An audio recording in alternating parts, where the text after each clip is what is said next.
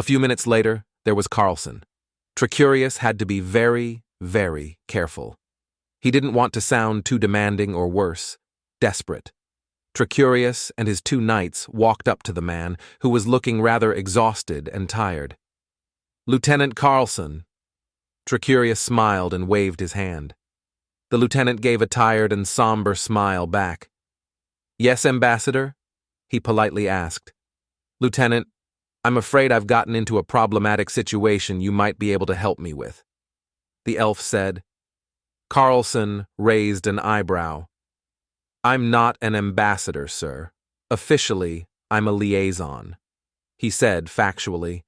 "However, I could get you an audience with a diplomat." He proceeded to say, "I'm afraid that this issue is quite urgent, and if it is not resolved, the consequences could be devastating for all civilization." Tricurius said.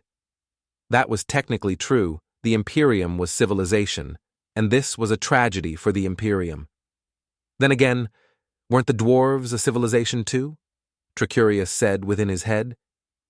He wasn't a heretic. The priesthood, the nobility, they taught him the truth. Nothing good occurred before Ryman's conquests. Everything was chaos, barbarism, and tribalism. Ryman's legacy, the Imperium, upheld all virtues so dear to all reasonable men. Honorable emissary, what is so urgent that it cannot abide by the laws everything and everyone abides by? Carlson asked. Death is. Tricurius said as he braced himself for the incoming tide of questions. Death? Carlson inquisitively stated. Death. Tricurius affirmed, Not for me, of course. I am perfectly capable of defending myself. That was a complete lie, and he knew it. Then he made another educated guess, that these humans didn't duel people, and thus didn't know the rules of duels. You see, a diplomat in my service who also happens to be the son of a very influential duke has been challenged to a duel. Then I urge you to cancel the duel, Carlson said firmly. Firstly, dueling is not allowed within human embassies or territory. He sounded like he was quoting something. That was specifically mentioned in the multiple treaties that you explicitly signed. That was bad. While yes, he did know it was technically not allowed, it was also technically not allowed in the Imperium. He had thought it was a rule which wasn't enforced, one which was for all intents and purposes dead. However, it wasn't. Lieutenant, I think you do not understand what implications canceling a duel might have. He said clearly, so that the lieutenant couldn't be mistaken. If I would cancel this duel, the man would be seen as a craven, one devoid of the natural and good virtues crucial to a successful career, not just as a soldier, but also as a diplomat. Carlson nodded. Very well, then we will forcibly cancel it, he said. He turned around. Wait. Tricurius said. Carlson slowly turned around again to face the elf and his entourage. I have a different suggestion. Tricurius said. Carlson looked completely unimpressed. And that is? He asked.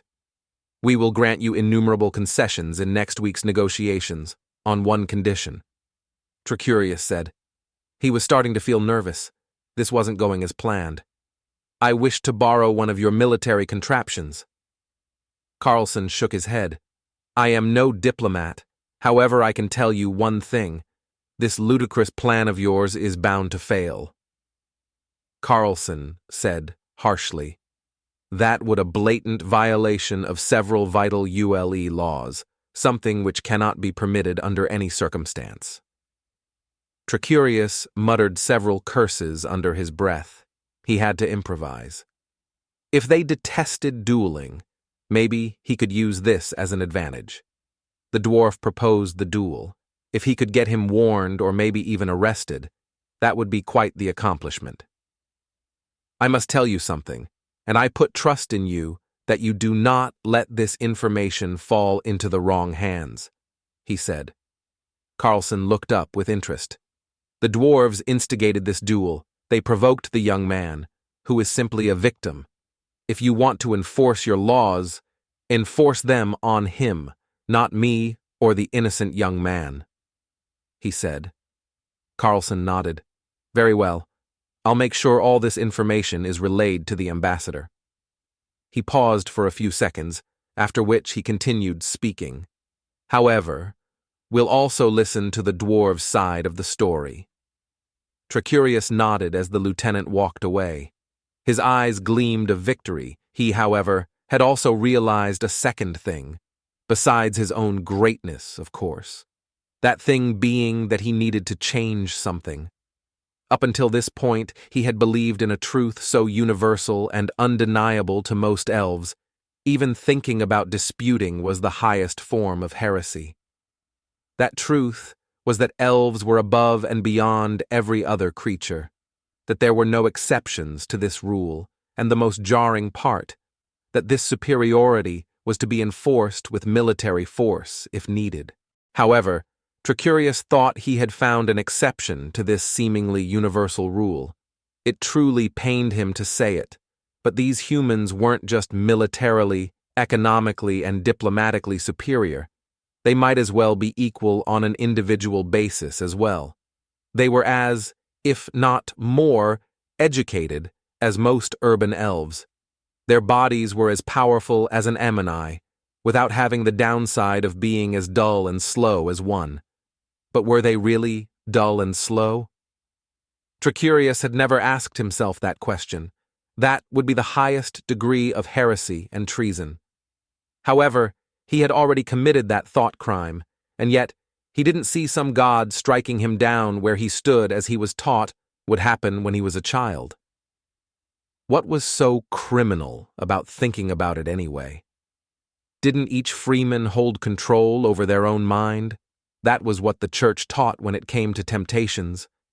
You hold the highest authority over your own mind, and as a duke is obligated to care for his people. So are you to care for your mind and thoughts. What about the dwarves?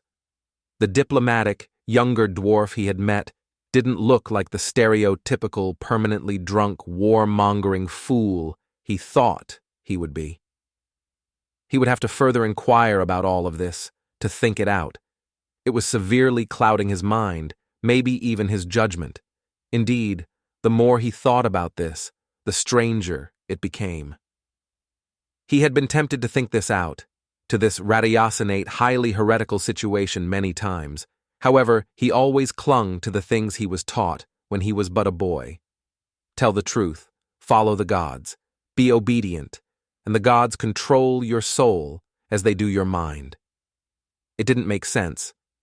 Sometimes they told him to think a certain way, only to contradict it themselves a moment later. He gestured his guards to leave and closed the door. He looked at the room, which only reminded him of the heretical thoughts he harbored. These humans had such majestic technology and such awe-inducing machines, and yet he didn't know a lot about them. One of those unknowns being their philosophies, their politics, and economics. He had to educate himself. These weren't just lesser pieces of filth, maybe nobody was. However, these humans in particular weren't. And so the day of the duel came. Tricurius, once again, lay in the large bed. Before he could convince himself to stay in bed for 5 more minutes, he heard a knocking sound on his door. He swiftly leaped out of the bed and put on something presentable. "One moment, please," he said. He wasn't presentable in the slightest, but he didn't expect to need to be presentable. There was a good chance the dwarf had come to rage at him for canceling the duel. Except he didn't. The humans canceled it.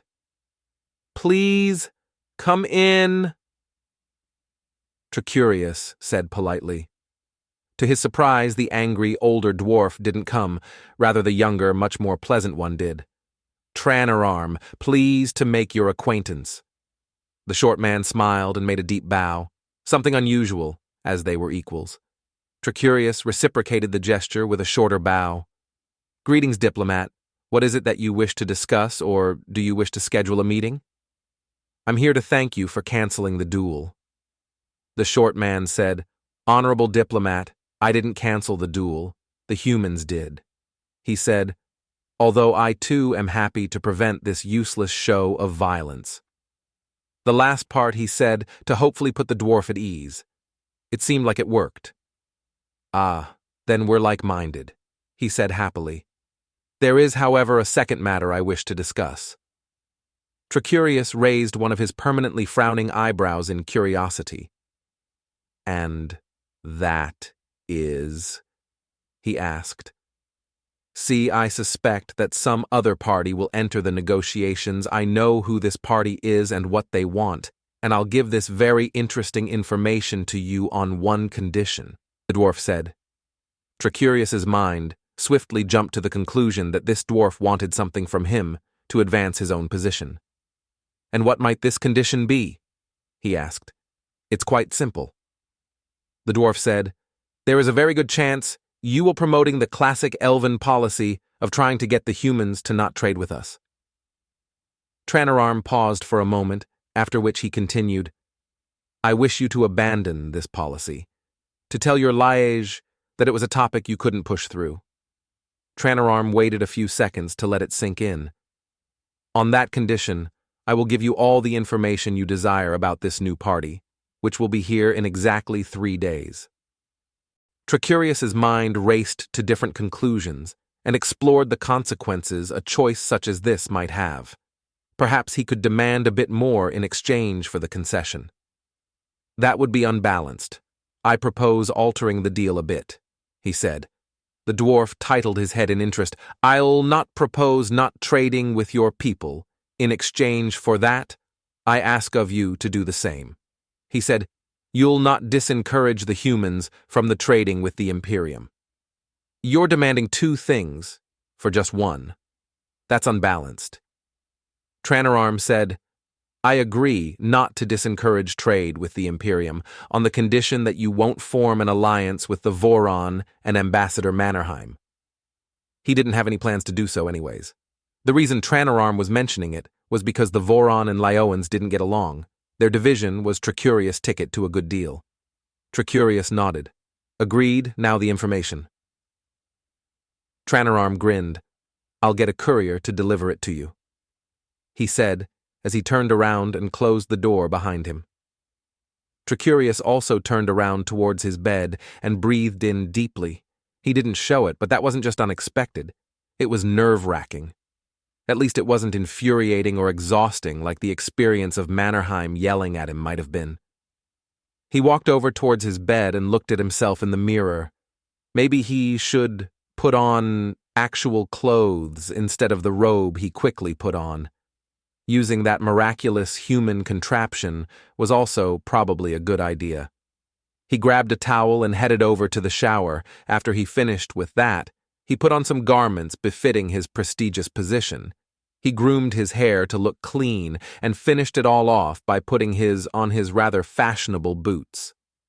Hygiene was a very valued thing within imperial society. Only a slave wore rags and smelled of sweat, blood, and dirt. A true imperial citizen, no matter how poor, was expected to at least bathe in one of public baths a few times a week. Unlike many savage dwarven clans, orcish tribes, and Ammoni hordes, the Imperium believed that diseases weren't a curse. Rather, they were caused by impure water. This theory had quite a bit of evidence as well. After all, if diseases didn't spread by water, how else could it be then that Riemstadt, a city infamous for its proper baths and its clean drinking water, had so few sickly people? Besides hygiene, he was also starving for a meal. He was quite sure the human canteen hall was already open, and headed to it. Along the way, he picked up his 2 loyal knights, who were already waiting outside of the entrance to the various quarters of himself and his entourage. Apparently, when he got to the dining hall, the humans had already commenced their midday meal, something they called a lunch. They said he was a bit late for a breakfast, although they could combine the 2 for something called a brunch. He was served several slices of bread, alongside a meat apparently called ham, cheese, a small layer of salad, and a red, tasteful sauce to finish it off. He wondered how exactly the humans got all these ingredients. Tricurius was convinced the M&I farms surrounding the castle intentionally chose to only grow the most bland and bitter drap there was. The human cook was leaning against the counter, and curiosity got the better of Tricurius. "Excuse me?" he said. The cook's head perked up. "Yes, sir?" he politely responded. "How do you get all these ingredients from your world to ours? The journey is quite long, and I don't think these ingredients can stay ripe and fresh that long," Tricurius said. The cook sighed. "Where do I even begin?" "At the beginning," Tricurius said. That was obvious. "Right. First it is produced. Usually meat is cloned and crops are farmed all over the world," he said. Cloned. The only time he had heard that term was when he was reading books about shadow magic. It could be used to clone yourself into countless illusions that could deceive foes and encourage friends. He decided to ask more about it. Cloned. How do you clone meat? "I'm a cook, not a geneticist." The cook said, "However, I get the gist of it. Basically, they take an animal's cells and grow these until they become meat." "An animal's cells?" Tricurius asked. "Right. You are stuck in the Middle Ages." The cook said, "Luckily, I did pay attention in biology class. Cells are incredibly tiny things which make up every living being. They consist out of several parts and are the building blocks of every organism." That was quite interesting. Of course, if these were the building blocks of everything, like muscle and thus meat, if they'd clone them, well, that would make quite a bit of sense. "So, what happens after that?" he asked. "Then we alter it to remove possible diseases and to make it last longer," the cook said. "How?" Tricurius' simple and yet very necessary question, as this cook somehow knew more about food preservation and disease than him, an educated scholar. The cook's expression twisted to a thoughtful one. "Well, you can pasteurize it, then you can also put it into a freezer or fridge to keep it cold, which also slows down how quickly it goes bad. Then there's also an array of chemicals, which can hamper the spoilage of foods." It was like the man was speaking a different language. Chemicals, pasteurization, fridge. He had never heard these strange words even once in his life. "You're saying all of these things, but I've no idea what they actually mean." The cook nodded. "Right. Should have expected that." He took a deep breath in. Pasteurization is cooking things up to a very high temperature to kill the bacteria within it. Before Tricurius asked what bacteria were, the man explained, "Bacteria are large groups of cells, but whilst cells are usually harmless, bacteria are not necessarily. They can cause diseases, infections, and the spoilage of food. So much for the idea that water spreads disease. Bacteria. What a strange word and a strange concept." "Continue," he said. He wanted to know more. This reminded him when he was but an apprentice. That ravenous yearning for knowledge had returned, this time bigger and stronger. In a colder environment, things grow less quickly, bacteria included. Fridges and freezers are devices which are intentionally kept cold. The cook explained, "Frankly, I don't know which chemicals hamper the spoilage of food exactly.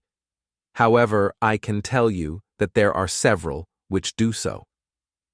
After the food is processed, it is packaged. After that is done, it is transported by what I can best explain to you are massive metal horses, powered not by the power of muscle, but by an engine, and now fueled by food and water, but by nuclear energy." He said, "These metal horses are what we call trucks. They are capable of carrying more, going faster, and needing to rest less than any horse. Besides, trucks, planes, and ships are also used." The cook factually stated, "Planes are giant metal birds which used combustion to thrust themselves forward, or something like that. Like I've already said, I'm a cook."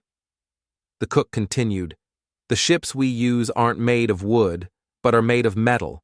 They don't use sails, but instead, like planes and trucks, use engines and can transport quite a bit.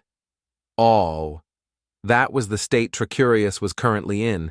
He thought how food was created would be quite similar. How wrong he was. These humans used things his mind could not even conjure up. Their cooks understood more about the world than most elven scholars. It was frightening, humbling, and fascinating at the same time. That was a lot to take in. These humans seemed to possess powers equivalent to the greatest sorcerers. Some even equivalent to gods. Things like flight, like cloning, and like metal being able to float. So much for elven superiority, so much for the idea that they had somehow mastered this world, that they had achieved everything that was achievable. These were heretical thoughts. He was well aware of that, and yet he knew them to be true. When he was done eating his meal, he went back to his room. There he saw a courier by the door. Tricurius presumed this courier most likely carried the letter with the information he got from the dwarf. That assumption was indeed correct. He handed Tricurius the letter. When he entered, he was surprised to find that the only thing on the letter was, "Warm wind from thine palms shall reveal what I've written here." Heat-sensitive ink. The dwarf probably thought Tricurius could conjure warm winds. Indeed, he could, and so he did. After about 10 minutes of warming up the paper, the letters started to become visible. The beast-folk races, specifically the Surai, Khat, and Erismer, are arriving in 3 days. Their goal is going to be trying to impose rules on who can and cannot be taken as slave, as well as ensuring no nation will raid them for slaves anymore. The first paragraph read, "The Orcish tribes shall be attending, not just the descendants of Urigai and the descendants of Garkanog, but also the Orcish druid cults.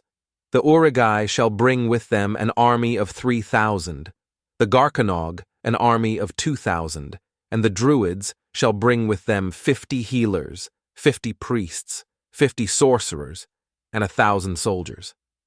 The second one reads, that was quite interesting. Thinking quickly, Tricurius hatched a plan.